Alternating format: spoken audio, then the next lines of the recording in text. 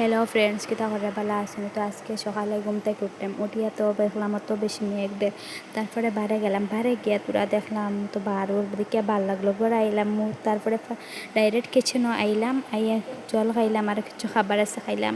আর একজনের ফরমাইশ আসলে তানে গ্রিন টি দিতাম, তানে গ্রিন টি বানিয়ে দিলাম। আর একটা নয়া কুটনি রয়েছিলাম, একটা ট্রাই করিয়া চাইলাম মশলা খিলাও, দেখলাম তো মশলা ভাল লাগে কুটিতে। তারপরে ফুলাও চাউল দিয়ে ফুলাও মশলা বালা করে মিক্স করিয়া বয়াই দিলাম। আর একবার দিয়ে অমলেট বানাই দিলাম, অমলেট বয়াইয়া বাড়ি দিয়ে গেলাম। বাড়িটা থেকে তো আইবার ইচ্ছা করেন না, খুব সুন্দর লাগে। বাড়ি দিয়ে গিয়া বারোর দিকে আবার রুমে আইলাম, আইয়া দেখলাম তো ফুলা হয়ে গেছে, রেডি করে নিলাম, খড়িয়া জনটা দিলাইলাম।